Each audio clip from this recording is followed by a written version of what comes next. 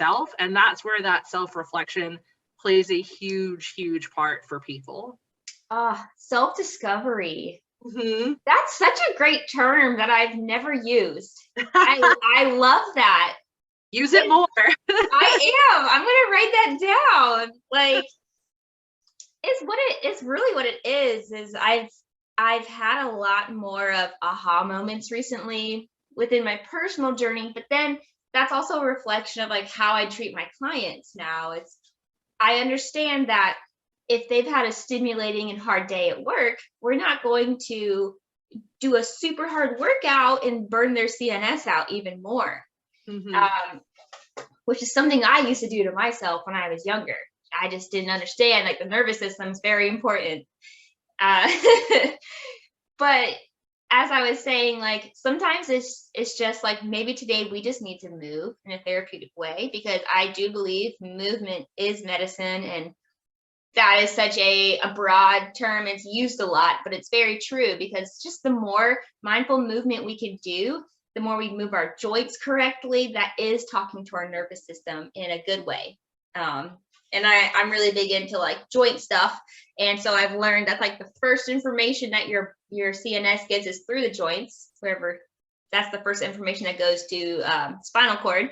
So it's really interesting when you're living your life with limited access to stuff over time, that can cause disruptions in the internal environment.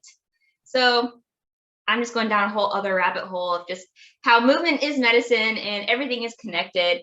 And I know we say that all the time, but it's just the more you know, the more you know.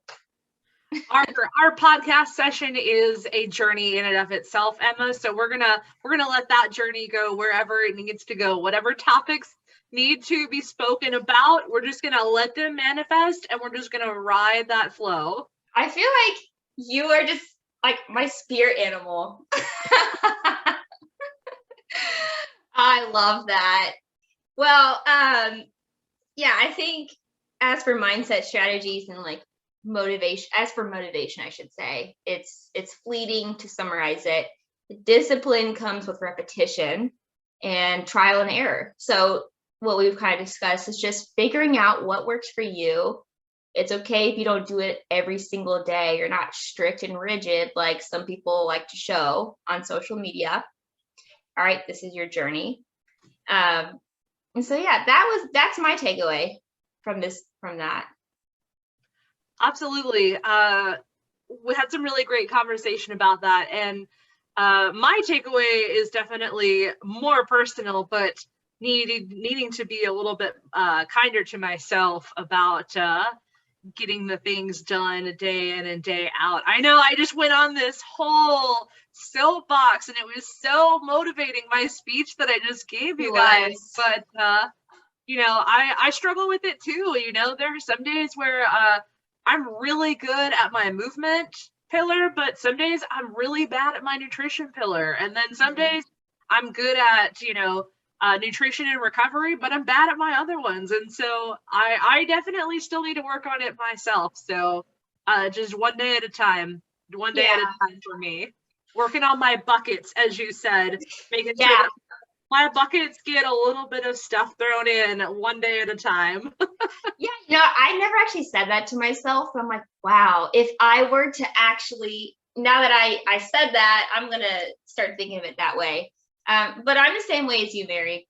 I'm very hard on myself. And if I don't do X, Y, and Z every single day, I feel like, and then it can become overwhelming because it's like, I can't do every single thing every day. Mm-hmm. And I've, over trial and error and like learning stuff, I've learned that it's best to sometimes scale it back a little bit. So for example, I used to work out like 5-6 days a week, and that would be like my strict workouts because I felt like I had to get that done. But now I realize I coach classes. That's going to count as mindful movement on this day. If I have a lot of, so for example, for people who are working, if I have a lot of work that day, I'll get in my mindful movement some way, but I don't have to do a super heavy, hard workout. I've tailored it back to 3 days of strength training now. And I'll do like my bike ride for my mental health. I'll do my swim for my mental health. And I've come to notice that exercise doesn't have to be strict and rigid. And I guess I want to kind of veer onto this rabbit hole of like mindset, kind of going into like mental health stuff and like avenues on finding that for yourself. And for me, I've definitely found that in endurance sports, so biking and swimming. And I see you have your bikes back there. So, so I was wondering, like, what helps you kind of find that flow state? What is Mary's flow state?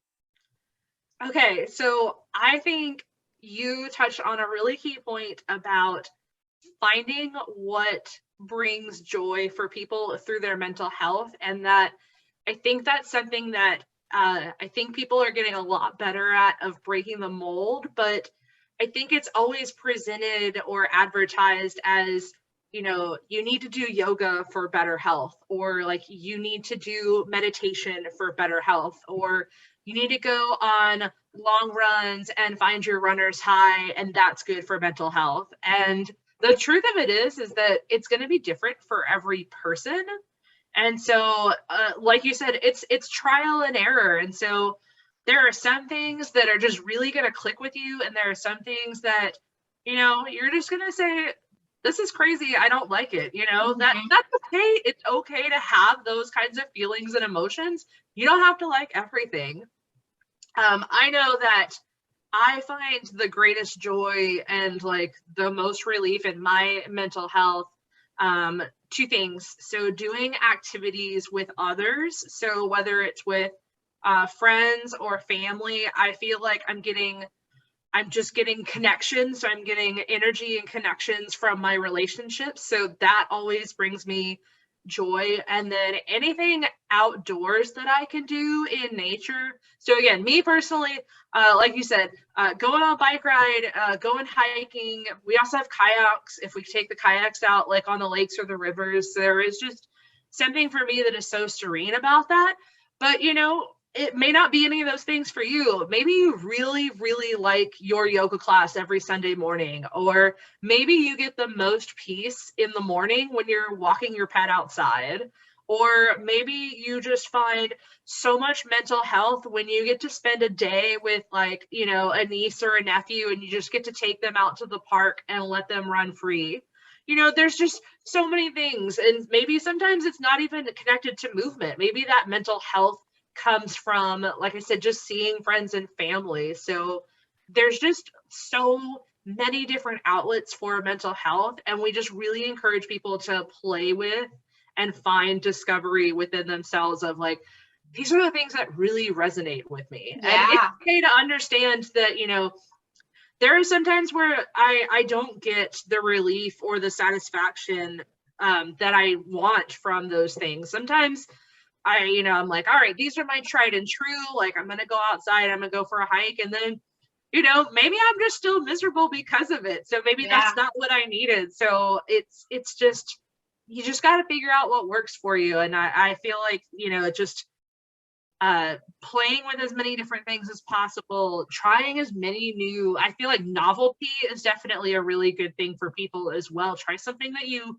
never would do before. Like, okay, if you regularly do, yoga or going for a walk, maybe try like a Zumba dance class, or maybe try like stand-up paddleboarding. I don't know. Like, there's just so many different things, but there's so many benefits for us, for our brains, for our bodies, to just try so many novel and different things. Absolutely. And it's very stimulating too, like learning a new skill. Mm-hmm. Absolutely. And I have to agree with you. I'm very much a people person. So I've learned that about myself, like especially through quarantine, that I get my energy from being around others.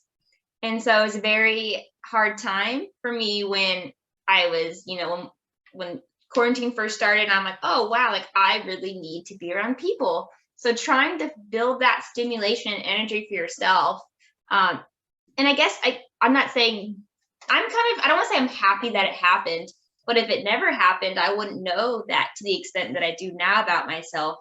And I did find the power in like being alone and like making that energy for myself. But I do love my Saturday morning bike rides, because after that we go get coffee.